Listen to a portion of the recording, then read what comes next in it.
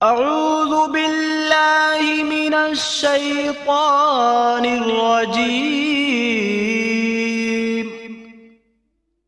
بسم اللہ الرحمن الرحیم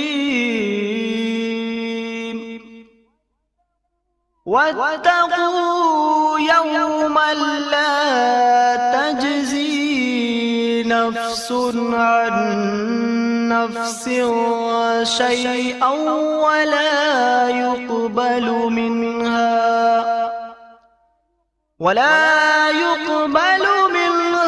شفاعة ولا يؤخذ منها عدل ولا هم ينصرون۔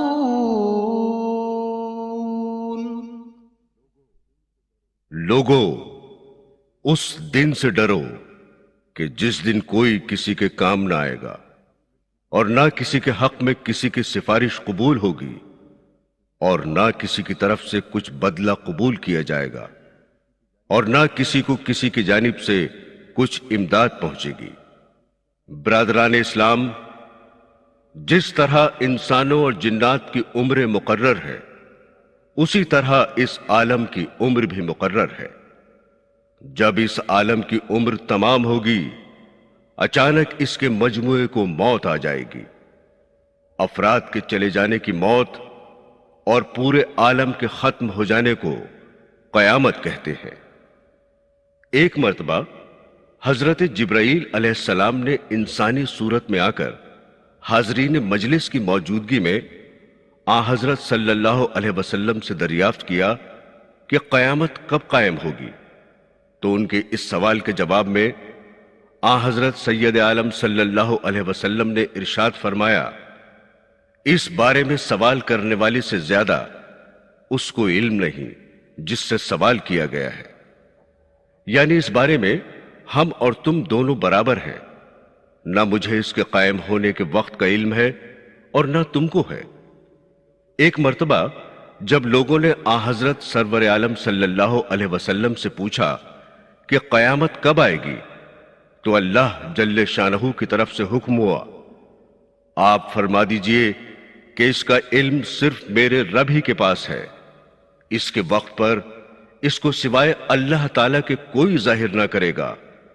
آسمان و زمین میں بڑا بھاری حادثہ ہوگا، وہ تم پر محض اچانک آ پڑے گی۔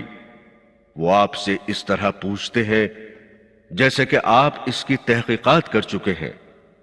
آپ فرما دیجئے کہ اس کا علم صرف اللہ کے پاس ہے، لیکن اکثر لوگ نہیں جانتے۔ حضرت عبداللہ بن مسعود رضی اللہ تعالی عنہ سے روایت ہے کہ حضرت رسول کریم صلی اللہ علیہ وسلم نے ارشاد فرمایا کہ قیامت بدترین مخلوق پر قائم ہوگی۔ نیز ارشاد فرمایا کہ اس وقت تک قیامت قائم نہ ہوگی جب تک زمین میں اللہ اللہ کیا جاتا رہے گا۔ یہ بھی ارشاد فرمایا کہ قیامت کسی ایسے شخص پر قائم نہ ہوگی جو اللہ اللہ کہتا ہوگا۔ حضرت عبداللہ بن عمر رضی اللہ تعالی عنہ سے روایت ہے کہ آن حضرت صلی اللہ علیہ وسلم نے ارشاد فرمایا کہ دجال کو قتل کرنے کے بعد حضرت عیسیٰ علیہ السلام 7 برس لوگوں میں رہیں گے۔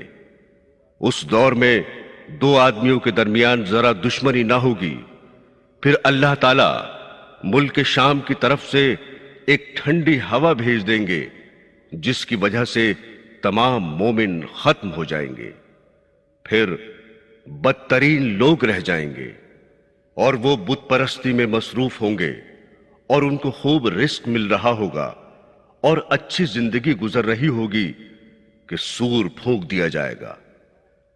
حضرات گرامی، سور ایک سینگ ہے جس میں پھونکا جائے گا۔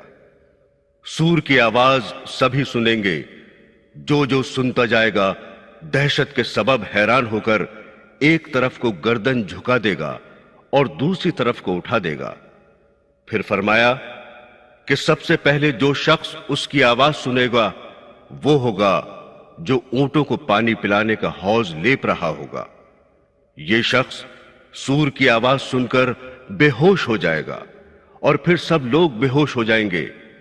پھر خدا ایک بارش بھیجے گا جو شبنم کی طرح ہوگی، اس سے آدمی اگ جائیں گے، یعنی قبروں میں مٹی کے جسم بن جائیں گے۔ پھر دوبارہ سور پھونکا جائے گا تو اچانک سب کھڑے دیکھتے ہوں گے۔ اس کے بعد اعلان ہوگا کہ اے لوگو چلو اپنے رب کی طرف، اور فرشتوں کو حکم ہوگا کہ ان کو ٹھہراؤ، ان سے سوال ہوگا۔ پھر اعلان ہوگا کہ اس سارے مجمع سے دوزخیوں کو علیحدہ کر دو۔ اس پر دریافت کیا جائے گا اللہ جل شانہ سے کہ کس تعداد میں کتنے دوزخی نکالے جائیں۔ جواب ملے گا کہ فی 1999 دوزخی نکالو۔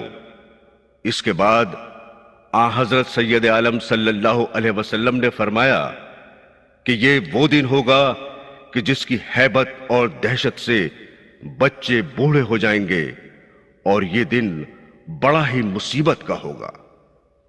قرآن حکیم میں ارشاد ہوا ہے، اور سور میں پھونکا جائے گا سو بے ہوش ہو جائیں گے جو بھی آسمانوں اور زمین میں ہے، سوائے ان کے جنہیں اللہ چاہے گا۔ دوبارہ سور میں پھونکا جائے گا تو وہ فوراً کھڑے ہو جائیں گے ہر طرف دیکھتے ہوئے۔ آیات قرآنیہ اور احادیث نبویہ میں 2 مرتبہ سور پھونکے جانے کا ذکر ہے۔ پہلی مرتبہ سور پھونکا جائے گا تو سب بے ہوش ہو جائیں گے، پھر زندے تو مر جائیں گے، اور جو مر چکے تھے ان کی روحوں پر بے ہوشی کی کیفیت طاری ہو جائے گی۔ اس کے بعد دوبارہ سور پھونکا جائے گا تو مردوں کی روحیں ان کے بدنوں میں واپس آ جائیں گی، اور جو بے ہوش تھے ان کی بے ہوشی چلی جائے گی اور افاقہ ہو جائے گا۔ اس وقت کا عجیب و غریب حال دیکھ کر سب حیرانی سے تکتے ہوں گے، اور خداوند کریم کی بارگاہ میں پیشی کے لیے تیزی کے ساتھ حاضر کیے جائیں گے۔ حضور خداوندی میں 14 طبق کے دیوانی اور فوجداری مقدمات پیش ہونے کا یہی ایک دن ہے جس کی صبح سے شام پورے 50,000 برس میں ہوگی، جس کی سختی اور گھٹن سے تمام خاصان خدا اور تمام انجام سوچنے والوں کے پتے پانی ہو کر بہہ جائیں گے، کیونکہ اس دن مال و اولاد کچھ کام نہ آئے گی، بلکہ دنیا میں اگر ان کی وجہ سے یاد الہی میں غفلت ہوئی ہے تو مال اور اولاد وبال جان ہو جائے گی، جس کی دہشت ناک مثال یہ ہے کہ ایک پیغمبر علیہ السلام نے کئی ہزار برس کے بعد حضرت نوح علیہ السلام کے فرزند حضرت سام علیہ السلام کو اپنی قوم کے دکھانے کے لیے ازروئے معجزہ زندہ کیا، تو سام علیہ السلام ابن نوح علیہ السلام تھر تھر کانپتے ہوئے اور سفید داڑھی اور سفید سر کے بال لیے قبر سے نکلے۔ پیغمبر علیہ السلام نے ان کے سفید بال دیکھ کر از راہ تعجب فرمایا کہ اے سام، تمہارے زمانے میں سفید بال کہاں ہوتے تھے؟ یہ تو تمہارے بعد حضرت ابراہیم علیہ السلام کے وقت سے دنیا میں لوگوں کے سفید بال ہونے شروع ہوئے تھے، پس یہ تمہارے سفید بال کیسے ہو گئے، اور تم یہ اس قدر کیوں کانپ رہے ہو؟ حضرت سام علیہ السلام نے جواب دیا کہ جب میری قبر شق ہوئی اور میں اس میں سے باہر نکلا تو میں یہ سمجھا کہ میدان محشر قائم ہو گیا ہے، اور میں حساب کتاب کے لیے اٹھایا گیا ہوں، جس کی دہشت نے میرے سیاہ بالوں کو سفید کر دیا اور میں کانپتا ہوا اٹھا۔ حضرات گرامی، سب سے پہلے جناب رسول خدا صلی اللہ علیہ وسلم کی قبر شق ہوگی اور آپ مزار مقدس سے نکلیں گے۔ آپ کے بعد حضرت مسیح علیہ السلام، ان کے بعد تمام انبیاء و مرسلین اپنے اپنے مزاروں سے نکلیں گے، پھر صدیق و شہداء، پھر صالحین و عام مومنین، پھر جملہ مشرکین اور کافرین اپنے اپنے خاک ہونے کی جگہ سے اٹھیں گے، اور شدت ہول سے تمام مخلوق کی نظر آسمان کی طرف ہوگی اور سب برہنہ ہوں گے، کوئی کسی کی طرف نہ دیکھے گا، اور اگر کسی کی نظر کسی کی طرف پڑ بھی گئی تو وہ مارے دہشت اور خوف کے ایسی ہوگی جیسے صاحب نزع یا چھوٹے بچے کی نظر جملہ شہوات سے پاک ہوتی ہے۔ نیز تمام مخلوق اپنی قبروں اور اپنے خاکی مقاموں سے اٹھ اٹھ کر چلیں گے اور اس مقام پر خود سمٹ کر ٹھہر جائیں گے کہ جہاں سب کا حساب و کتاب ہونے والا ہے، اور جہاں عرش الہی نازل ہو کر حساب و کتاب کے بعد فرما برداروں کو اپنے سائے میں لے لے گا اور نافرمانوں کو جہنم کی طرف دھکیل دے گا۔ اس روز قسم پرسی کا عالم ہوگا جب تمام مخلوق ایک اس میدان عظیم میں جمع ہوگی کہ جہاں نہ کوئی درخت ہوگا نہ پہاڑ، بلکہ ایک نہایت صاف و شفاف چٹیل میدان ہوگا۔ اس وقت بحکم خداوندی سورج تمام مخلوق کے سروں سے 1 میل فاصلے پر آ کر استادہ ہو جائے گا، اور آسمان سے قسم قسم کی مہیب اور سخت ہولناک آوازیں مخلوق کے کانوں میں آنی شروع ہو جائیں گی، جو بجلی کی کڑک سے بھی زیادہ مہیب ہوں گی۔ نیز سورج کی جلن اور زمین کی تپن سے لوگوں پر پسینہ شروع ہوگا، اور بہتے بہتے ایک گرم کھولتے دریا کی طرح تمام میدان محشر میں پھیل جائے گا۔ لیکن رحمت الہی کی ایک آن اتنا ضرور کرے گی کہ وہ پسینہ نیک بندوں کے صرف تلووں تک ہوگا، اور پھر وہ پسینہ اعمال کے مطابق ترقی نما ہوگا، کسی کے ٹخنوں تک، کسی کے گھٹنوں تک ہوگا، کسی کے ناف تک، کسی کے سینے تک، اور سب سے زیادہ کافروں کے ہونٹوں تک بطور لگام کے ہوگا، اور وہ گرم سینے کے ایک گرم دریا میں ڈوبتے ہوئے ہوں گے۔ یا الہی الامان و الامان۔ برادران اسلام، اسی حالت میں عرصہ دراز تک طرح طرح کی مہیب آوازیں اور کلیجہ پھاڑ دینے والی قسم قسم کی خوفناک صورتیں دیکھتے رہیں گے۔ کوئی کسی کی بات نہ پوچھے گا اور کوئی کسی کا داد و فریادی نہ ہوگا۔ جب اس قسم پرسی کے عذاب کو ایک عرصہ دراز گزر جائے گا تو آپس میں کہیں گے کہ ہم تو سنتے تھے کہ قیامت میں حساب و کتاب ہوگا، عرش کا سایہ ہوگا، حوض کوثر ہوگا، میزان عدالت قائم ہوگی، خدائے کریم اپنے بندوں سے حساب لے گا۔ یہاں تو کوئی حساب ہے، نہ کتاب ہے، نہ داد ہے، نہ فریاد ہے، ایک عجیب قسم پرسی کا عالم ہے۔ پھر پورے 1000 برس بعد حضرت آدم علیہ السلام صفی اللہ کو ایک جگہ کھڑا ہوا پائیں گے، جن کے سامنے بہت کچھ رو دھو کر کہیں گے کہ للہ ہمیں بخشوائیے کہ آپ ہمارے باپ ہیں اور ہم آپ کی اولاد ہیں۔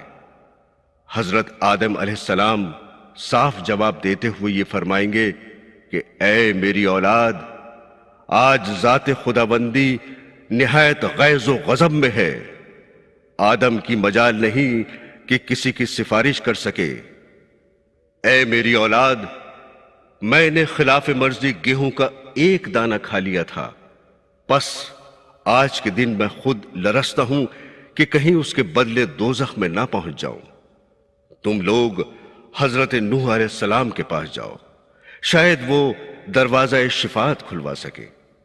پھر لوگ حضرت نوح علیہ السلام کے پاس جائیں گے، وہ بھی صاف جواب دیتے ہوئے فرمائیں گے کہ آج خدا کے دن ذات عالی جاہ اس قدر غصے میں ہے کہ میں اپنی ہی نجات کے لیے لرز رہا ہوں۔ تم حضرت ابراہیم خلیل اللہ کے پاس جاؤ۔ الغرض ایک عظیم مخلوق تمام پیغمبروں کے پاس سے ناکام و مایوس ہو کر سب سے آخر میں جناب رسول اللہ صلی اللہ علیہ وسلم کی تلاش کریں گے، اور ڈھونڈتے ڈھونڈتے آخرش ایک مقام پر آپ کو دیکھیں گے۔ آپ خدا جانے کب سے لوگوں کے انتظار میں کھڑے ہوں گے۔ حضور کو پاتے ہی مخلوق عرض کرے گی کہ للہ حساب و کتاب کا دروازہ کھلوائیے اور اس قسم پرسی کے عذاب سے نجات دلائیے کہ آپ خاتم النبیین ہیں۔ اگرچہ اوروں پر اللہ تعالیٰ کی خفگی اور غصہ ہو، لیکن آپ سے کچھ مواخذہ نہیں۔ آپ حضور رب العالمین میں ہمارے لیے عرض کریں۔ آپ فرمائیں گے کہ ہاں البتہ میں تمہارے لیے حضور رب العزت میں حاضر ہو کر عرض معروض کروں گا اور حساب و کتاب کا دروازہ کھلواؤں گا۔ یہ کہہ کر حضور رب العالمین میں آپ کچھ مناجات کریں گے۔ وہاں سے جبرائیل علیہ السلام کو حکم ہوگا کہ اے جبرائیل براق لے جاؤ اور ہمارے پیغمبر علیہ السلام کو اس پر سوار کر کے ہماری حضوری میں لاؤ کہ وہ ہم سے کچھ عرض کرنا چاہتے ہیں۔ جبرائیل علیہ السلام اسی وقت براق لے کر تمام مخلوق کے سامنے رسول اللہ صلی اللہ علیہ وسلم کے پاس آئیں گے۔ آپ اس وقت براق پر سوار ہو کر آسمان کی طرف چلے جائیں گے۔ اس کے آگے آپ ایک صحیح حدیث میں فرماتے ہیں کہ میں حضور رب العزت میں پہنچ کر پورے 7 رات 7 دن کی مقدار میں ایک طویل سجدہ کروں گا، اور اس سجدے میں اس معبود ذوالجلال کی اس قدر صفت و ثنا بیان نہ کی ہوگی جو میں اس کی سجدے میں بیان کروں گا۔ جب میری فریاد و مناجات انتہا کو پہنچ جائے گی تو مولا ذوالجلال کا غیظ و غضب رحمت کی طرف مائل ہوگا اور مجھ سے ارشاد فرمائے گا کہ اے نبی اپنا سر سجدے سے اٹھاؤ۔ میں جانتا ہوں کہ صفت و ثنا بیان کرنے سے جو تمہارا مقصود ہے، اور وہ یہ ہے کہ تم حساب و کتاب کا دروازہ کھلوانا چاہتے ہو اور شفاعت کی درخواست لائے ہو۔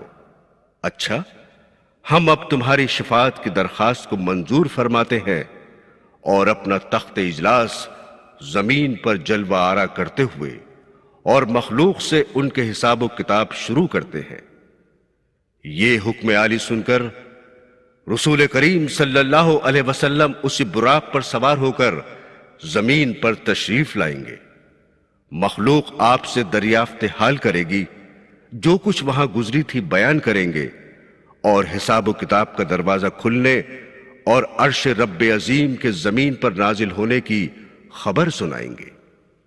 حضرات گرامی، حضرت صلی اللہ علیہ وسلم کی شفاعت ضرور ہوگی، اور حدیثوں میں جو کچھ آیا ہے سب حق اور درست ہے، لیکن شفاعت کے بھروسے پر عمل نیک نہ کرنا اور گناہوں میں مبتلا رہنا بڑی نادانی ہے۔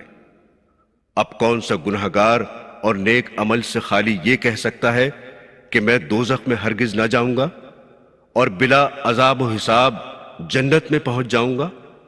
کوئی بھی یہ دعویٰ نہیں کر سکتا۔ پھر گناہوں پر جرأت کرنا اور نیکیوں سے خالی ہاتھ رہنا کون سی سمجھداری ہے؟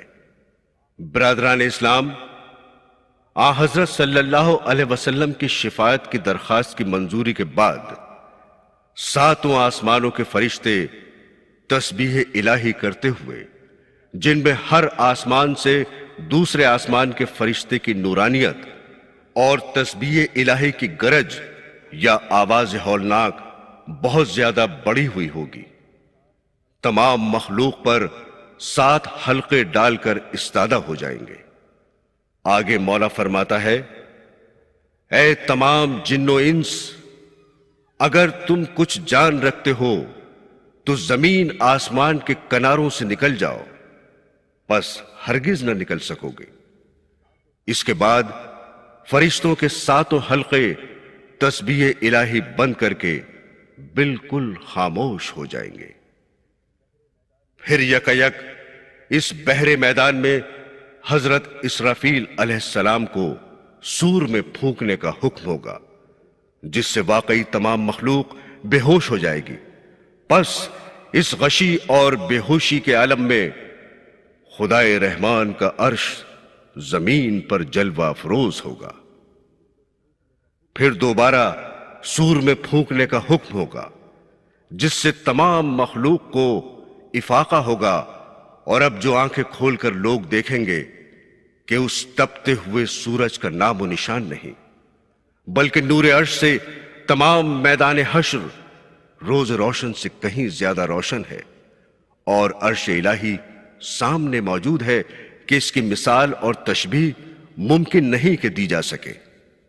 حضرات گرامی، جب مخلوق کی نظر عرش الہی پر پڑے گی تو ساتھ ہی عرش الہی سے یہ فرمان صادر ہوگا کہ اے بندو، دنیا میں جو جو کام اور جو جو باتیں تم کرتے تھے وہ سب میں دیکھتا اور سنتا تھا، اور میرے مقرر کیے ہوئے فرشتے تمہاری ایک ایک بات اور ایک ایک فعل کو لکھ لیا کرتے تھے۔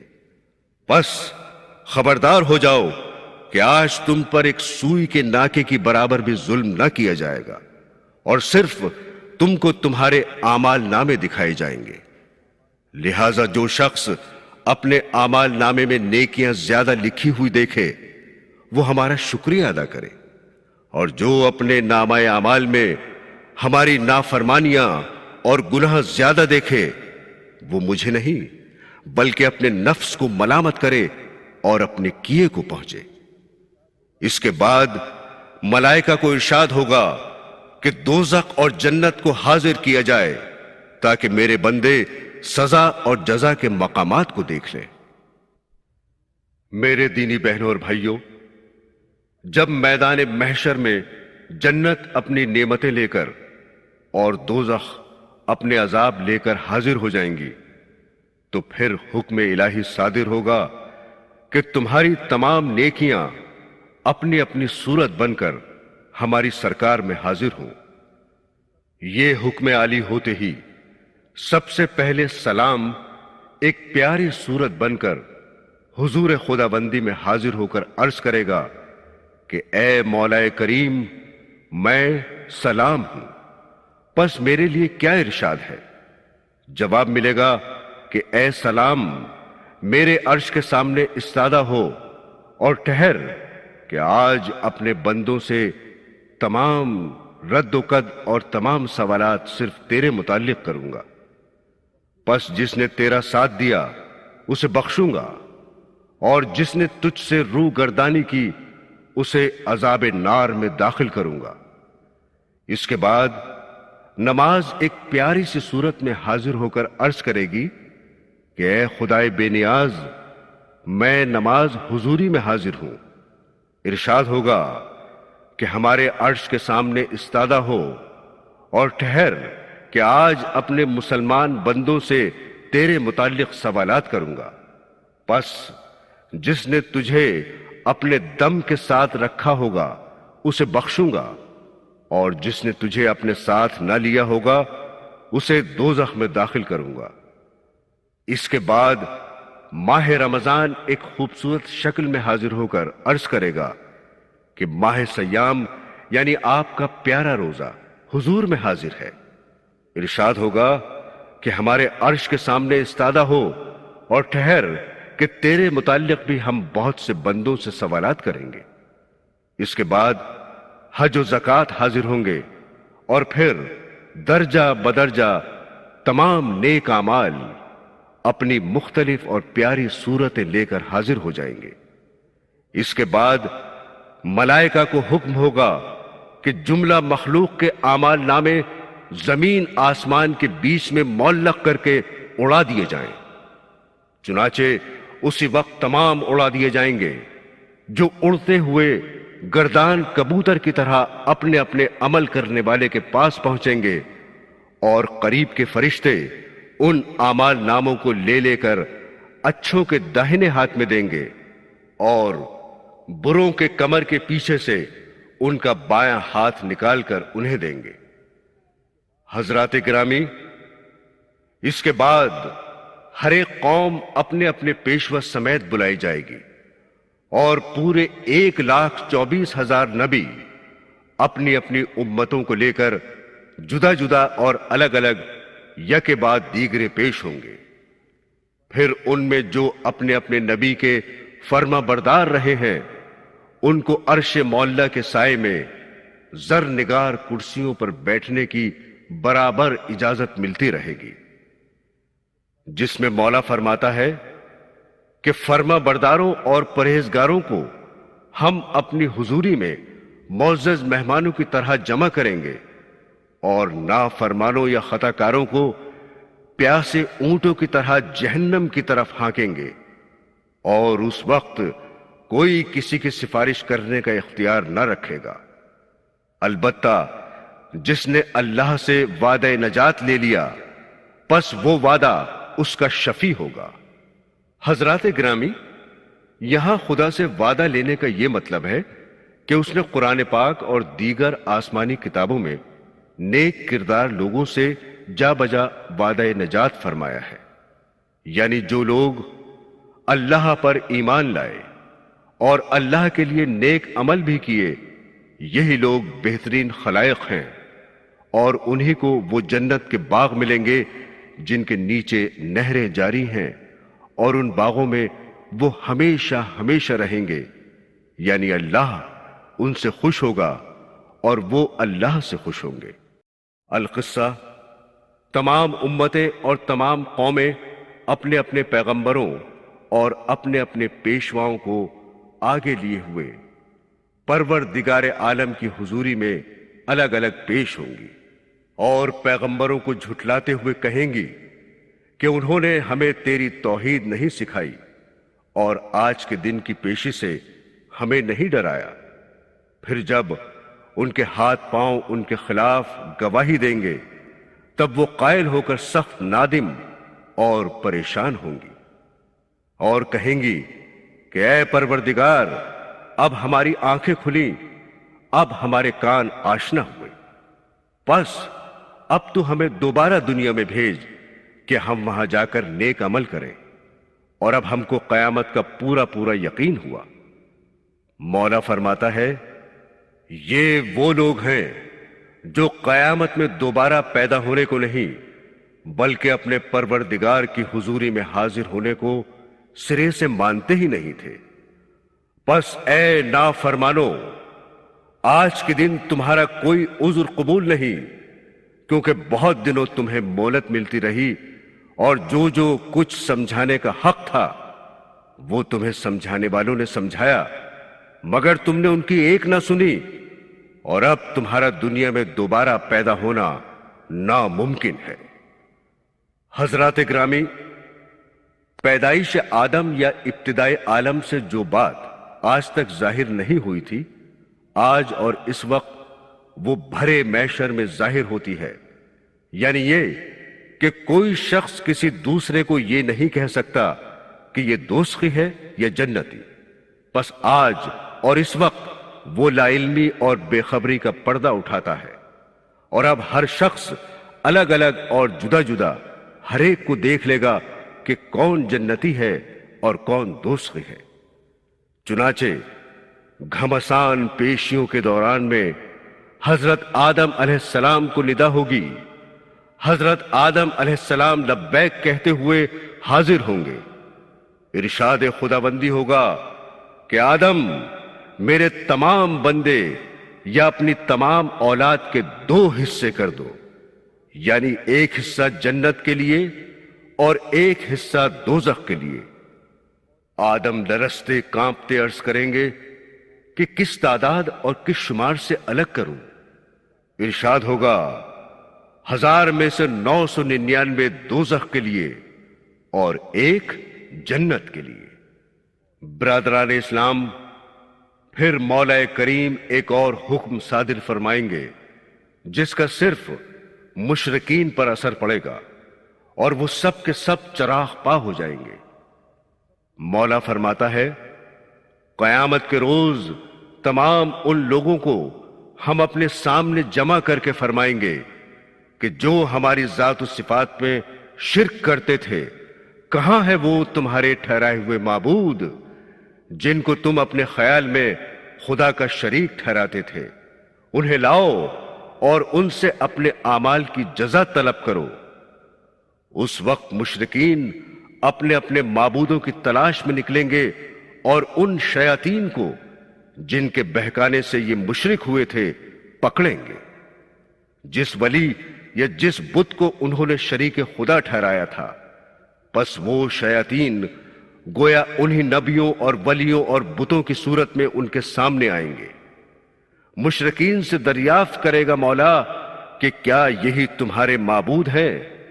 وہ جواب دیں گے کہ ہاں یہی ہمارے معبود تھے۔ مولا فرماتا ہے طالب و مطلوب دونوں کمزور۔ پھر فرشتے ان سے کہیں گے کہ اچھا اپنے ان معبودوں کو اپنے آگے لیے ہوئے کھڑے رہو اور پھر جہاں تمہیں یہ لے جائیں وہاں ان کے ساتھ جاؤ کہ یہ تم کو تمہارے اعمال کا اچھا بدلہ دیں گے۔ خاتم النبیین جناب رسول اللہ صلی اللہ علیہ وسلم فرماتے ہیں کہ قیامت میں 7 قسم کے لوگ عرش کے سائے میں ہوں گے، اور وہ نور کے ممبر اور نور کی کرسیوں پر بڑے اعزاز کے ساتھ بیٹھے ہوئے محشر کی جملہ کیفیات اور تمام مقدمات کی سیریں دیکھیں گے۔ اور وہ 7 قسم کے لوگ یہ ہیں: اول عادل بادشاہ یا ہر ایک منصف مزاج حاکم، دوسرا ہر ایک وہ شخص جو بعالم شباب یا جوانی میں نیک اور صالح رہا ہے، تیسرا ہر وہ آدمی جو محض اللہ کے واسطے کسی دوسرے سے محبت نہیں رکھتا تھا، چوتھا وہ بندہ جس کا مسجدوں میں ذکر الہی اور نماز کے لیے دل لگتا تھا، پانچواں وہ بندہ جو خیرات اپنی پوشیدہ کرتا تھا کہ ایک ہاتھ سے دے اور دوسرے ہاتھ کو خبر نہ ہو، چھٹا وہ شخص جو محض خوف الہی سے آنسو بہاتا تھا، ساتواں وہ کہ کسی کو اطلاع نہیں کہ وہ کن اوصاف کا بندہ ہوگا۔ برادران اسلام، قرآن پاک میں آیا ہے جس روز سور پھونکا جائے گا اس روز تم لوگ گروہ کے گروہ اللہ کے سامنے حاضر ہوں گے۔ اس آیت کی تفسیر صحابہ کرام سے منقول ہے کہ جناب رسول کریم صلی اللہ علیہ وسلم سے اس آیت کے متعلق سوال کیا گیا تو آپ اس قدر روئے کہ زمین آنسوؤں سے تر ہو گئی۔ جب آپ کو ذرا سکون ہوا تو صحابہ کرام سے فرمایا، آہ تم نے بڑا جگر فگار سوال کیا۔ لوگوں، قیامت میں یہ امت 12 اقسام کے گروہ بنا کر اٹھائی جائے گی۔ پہلا گروہ ہاتھوں سے لنجا اور پاؤں سے لنگڑا ہوگا، جن کی نسبت ندا ہوگی کہ یہ وہ لوگ ہیں جو اپنے پڑوسیوں کو تکلیف پہنچاتے تھے اور بے توبہ کیے مر گئے تھے۔ دوسرا گروہ وہ جو چوپائے ہوئے جانوروں کی صورت میں اٹھے گا، جن کے متعلق ندا ہوگی کہ یہ وہ لوگ ہیں جو نمازوں میں بہت سست تھے۔ تیسرا گروہ اس شکل میں اٹھے گا جن کے پیٹ پھولے ہوئے اور ان میں سانپ بچھو بھرے ہوئے لوگوں کو صاف نظر آتے ہوں گے۔ آواز آئے گی کہ یہ وہ لوگ ہیں جو اپنے مال کی زکوٰۃ نہیں دیتے تھے۔ چوتھا گروہ اس صورت میں اٹھے گا کہ ان کے منہ سے خون جاری ہوگا اور ان کی آنتڑیاں زمین پر گھسٹتی ہوں گی۔ کہا جائے گا کہ یہ وہ لوگ ہیں جو رات دن جھوٹ بولا کرتے تھے اور بے توبہ کیے مر گئے تھے۔ پانچواں گروہ اس طرح اٹھے گا کہ ان کے پاس سے بدبو اڑتی ہوگی اور وہ لوگوں سے چھپتے ہوں گے۔ ندا ہوگی کہ یہ وہ لوگ ہیں جو برے کام کرنے میں اللہ سے نہیں بندوں سے ڈرا کرتے تھے۔ اور چھٹا گروہ اس شکل میں اٹھے گا کہ ان کے حلقوم کٹے ہوئے ہوں گے اور گردن کی طرف لٹکے ہوئے ہوں گے۔ آواز آئے گی کہ یہ وہ لوگ ہیں جو جھوٹی گواہی دیتے تھے اور بے توبہ کیے مر گئے تھے۔ ساتواں گروہ اس شکل میں اٹھے گا کہ وہ منہ سے گونگے ہوں گے اور ان کی زبان سے خون بہتا ہوگا۔ آواز آئے گی کہ یہ وہ لوگ ہیں جو سچی گواہی دینے اور حق بات کہنے سے اپنی زبان بند رکھتے تھے۔ آٹھواں گروہ اس صورت میں اٹھے گا کہ ان کی شرم گاہوں سے پیپ اور لہو بہتا ہوگا۔ آواز آئے گی کہ یہ وہ لوگ ہیں جو زانی بدکار تھے اور بے توبہ کیے مر گئے تھے۔ نواں گروہ اس شکل میں اٹھے گا کہ ان کے کالے منہ، نیلی آنکھیں اور پیٹ میں انگارے بھرے ہوئے ہوں گے ندا ہوگی کہ یہ وہ لوگ ہیں جو یتیموں کے مال کھایا کرتے تھے اور بے توبہ کیے مر گئے۔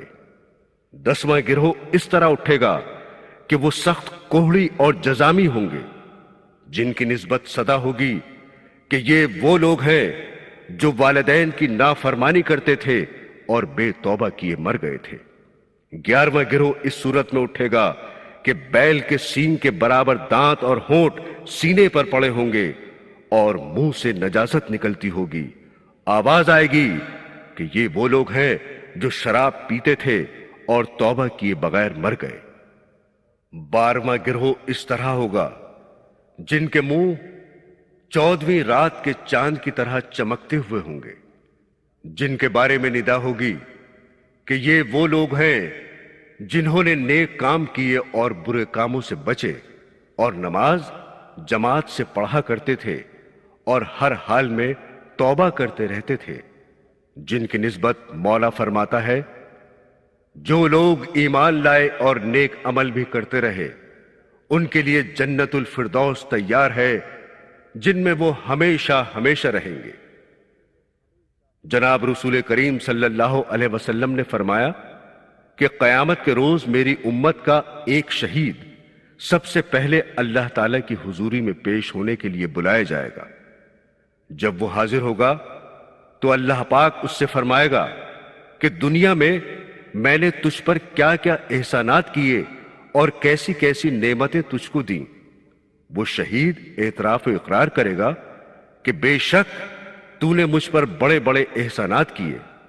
مولا فرمائے گا کہ پھر تو نے ان احسانات کا کیا بدلہ دیا، کیا حق ادا کیا؟ شہید عرض کرے گا کہ مولا اس سے زیادہ کیا ہوگا کہ میں نے تیری راہ میں شہادت دی۔ ارشاد ہوگا کہ اے شہید تو جھوٹا ہے، ہماری راہ میں شہید نہیں ہوا بلکہ تو اپنی قوم اور بہادری اور نام آوری کے لیے شہید ہوا، پس دنیا میں بہادر اور نام آور مشہور ہوا اور تو اپنی مراد کو پہنچا۔ جناب رسول اللہ صلی اللہ علیہ وسلم فرماتے ہیں کہ پھر ایک وہ عالم پیش ہوگا جس نے اپنی ساری عمر پڑھنے پڑھانے اور تلاوت قرآن پاک میں گزاری ہوگی۔ اللہ تعالیٰ اسے اپنے سامنے بلا کر فرمائے گا کیا میں نے دنیا میں تجھ کو فلاں فلاں نعمتیں نہیں دیں؟ عالم اقرار کرے گا اور کہے گا کہ بے شک تو نے بڑے بڑے احسانات فرمائے۔ ارشاد ہوگا کہ پھر تو نے ان احسانات کا کیا حق ادا کیا؟ عالم عرض کرے گا کہ مولا اس سے زیادہ اور کیا حق ادا ہوگا کہ میں نے اپنی تمام عمر تیرے پاک علم ہی کی خدمت میں گزار دی۔ ارشاد ہوگا اے عالم تو جھوٹا ہے، ہمارے لیے تو نے علم کی خدمت نہیں کی بلکہ تو نے اس لیے یہ کام کیا کہ لوگ تجھے بڑا عالم اور بڑا قاری کہیں، پس تو اپنی خواہش کے مطابق دنیا میں بڑا عالم اور قاری کہلا چکا۔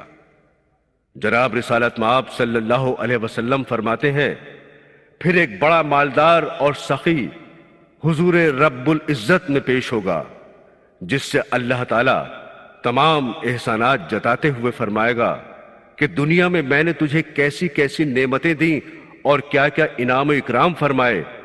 مالدار اقرار کرتے ہوئے عرض کرے گا کہ بے شک تو نے مجھ پر بڑے بڑے احسانات فرمائے۔ ارشاد ہوگا اے مالدار اور اے سخی پھر تو نے ہمارے احسانات کا کیا حق ادا کیا؟ سخی عرض کرے گا کہ اے خدائے بے نیاز میں نے تمام اپنا مال اور دولت تیری رضامندی کے لیے تیرے تمام رستوں پر لٹا دیا اور دل کھول کر خرچ کیا۔ ارشاد ہوگا اے سخی تو جھوٹا ہے، ہماری رضامندی کے لیے تو نے خرچ نہیں کیا بلکہ صرف اس لیے تو نے دولت لٹائی کہ لوگ تجھے بڑا سخی اور بڑا فیاض کہیں۔ پس جس نیت سے تو مال خرچ کرتا تھا اس کا پھل تجھے مل گیا اور تو بڑا سخی اور بڑا فیاض مشہور ہو چکا۔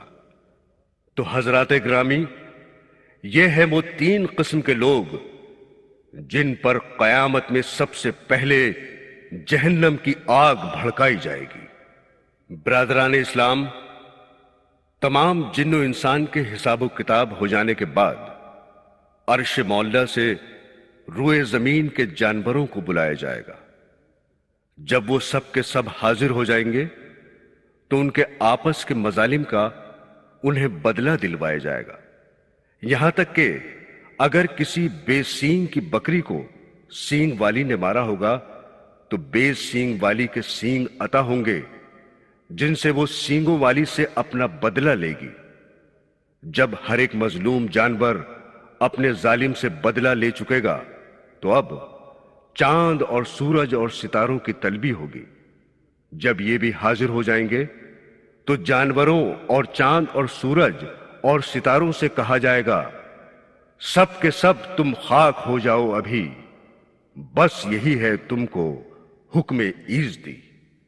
حضرات گرامی، جب تمام بے دین و مشرکین اپنے اپنے اماموں اور اپنے اپنے معبودوں کو لیے ہوئے دوزخ کی طرف روانہ ہو جائیں گے تو اب میدان حشر میں صرف وہی باقی رہ جائیں گے جو اس کے سچے ماننے والے اور خدا پرست ہیں، نیز ان کے ساتھ کچھ مسلم گنہگار بھی ہوں گے۔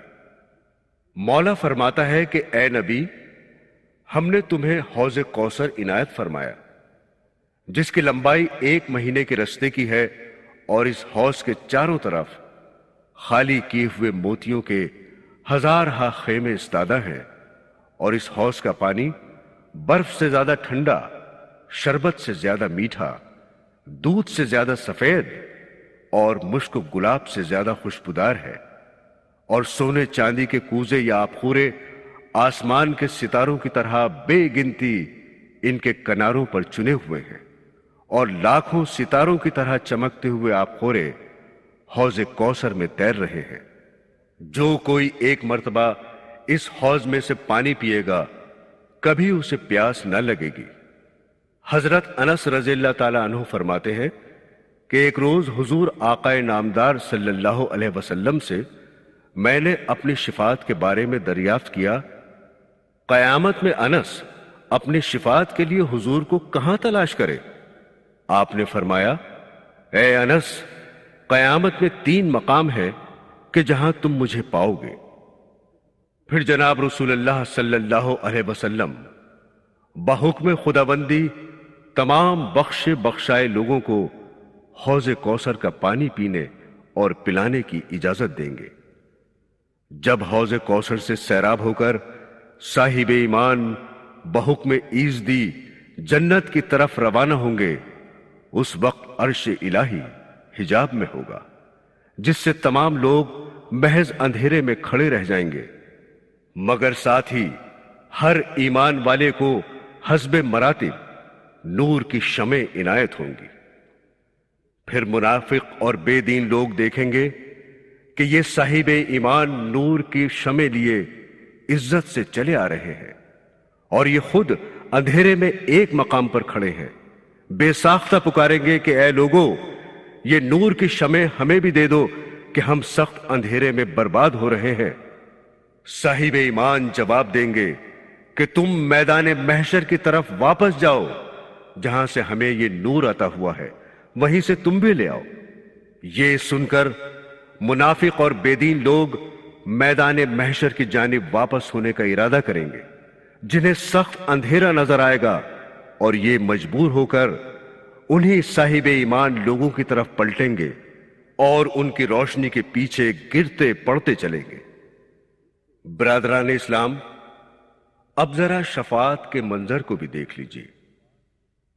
جب حضرت آدم علیہ السلام اپنی تمام اولاد کے صفیں الگ الگ اور جدا جدا کر چکیں گے تو تمام یاجوج ماجوج اور جملہ کافرین و مشرکین اور تمام مسلم گنہگاروں کی 120 صفیں ہوں گی، اور ایمان والوں کی صرف 3 صفیں، اور تمام صفوں میں ہر صف کی درازی یا طول 40 برس کے رستے تک کا ہوگا۔ اہل جنت یا ایمان والوں کی وہ 3 صفیں اتنی خوبصورت ہوں گی کہ ہر شخص ان میں 14ویں کی رات کی چاند کی طرح چمکتا ہوگا، اور مخالفین کی صفیں اتنی بدصورت ہوں گی کہ ہر شخص کا سیاہ منہ ہوگا۔ جب یہ دونوں صفیں اللہ کے سامنے استادہ ہوں گی تو اب ان میں آمنے سامنے کی دیکھا بھالی اور شناخت شروع ہوگی۔ دوزخی اپنی نسبت سخت افسوس میں مبتلا ہوں گے، اور جنتی اپنے متعلق شادمانیاں کر رہے ہوں گے کہ اتنے میں دوزخ کی صف کا ایک گنہگار شخص جنت کی صف میں سے ایک شخص کو پہچان کر اسے آواز دے گا، کیا تو وہی ہے کہ دنیا میں ایک وقت کا بھوکا تھا اور میں نے تجھے کھانا کھلایا تھا؟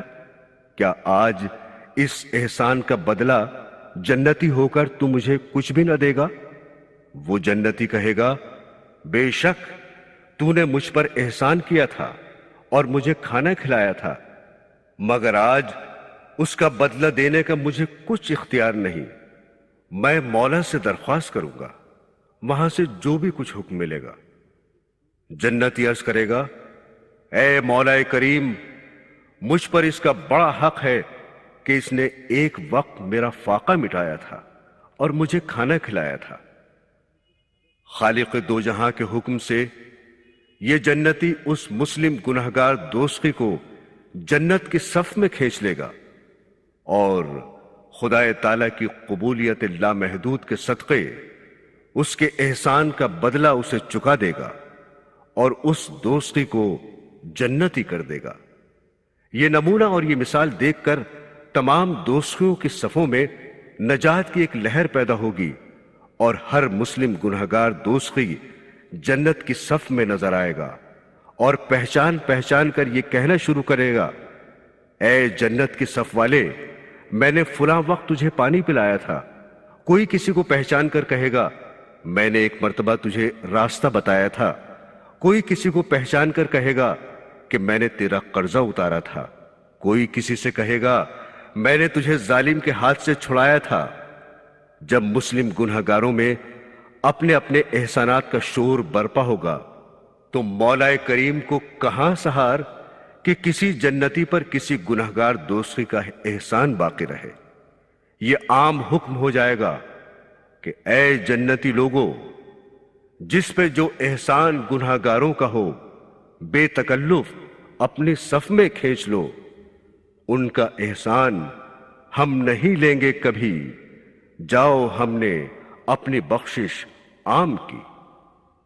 پھر عرش مولا سے ایک عام حکم صادر ہوگا، جو جس کی عبادت کر رہا ہو وہ آج اپنے معبود کا ساتھ نہ چھوڑے۔ اس کے بعد رب العزت فرماتا ہے کہ ہم فرشتوں کو یہ حکم دیں گے، جو لوگ دنیا میں نافرمانیاں کرتے رہے ہیں ان کو اور ان کے ساتھیوں کو، نیز خدا کے سوا جن معبودوں کو وہ پوچھتے رہے ہیں، ان سب کو ایک جگہ جمع کرو اور پھر ان سب کو دوزخ کی طرف لے جاؤ۔ برادران اسلام، پھر تمام مخلوق کو اس پل صراط پر سے جانے کا حکم ہوگا جس کے نیچے جہنم جوش مار رہی ہوگی، اور اس کے دہکتے ہوئے انگارے پل صراط سے کہیں زیادہ اونچے اور بلند ہو کر پہاڑوں کی مانند جہنم میں گر رہے ہوں گے۔ پھر وہ انگارے نامعلوم کس کس کو اپنی دوزخ میں لے کر گریں گے۔ اس وقت تمام انبیاء اپنی اپنی امت کے لیے بے حد گریہ و زاری کرتے ہوں گے، اور جناب رسول اللہ صلی اللہ علیہ وسلم اپنی امت کے لیے فرماتے ہیں کہ خداوند میری امت کو صحیح و سالم پل صراط پر سے اتار دے۔ رب العالمین انہیں سلامتی کے ساتھ پل صراط پر سے گزار دے۔ پس جملہ مخلوق پل صراط پر چلنا شروع کرے گی، یہاں تک کہ ہر نفس اس پر سوار ہو جائے گا۔ جب سب لوگ اس پر مثل کشتی کے سوار ہو جائیں گے تو اس پل صراط میں زلزلہ آئے گا، جس سے نامعلوم کس قدر نافرمان دوزخ میں جا گریں گے۔ مگر ساتھ ہی حضور اقدس صلی اللہ علیہ وسلم یہ بھی فرماتے ہیں کہ فرما بردار لوگوں کے گروہ آن کی آن میں وہ 3000 برس کا راستہ پل صراط پر سے طے کر جائیں گے۔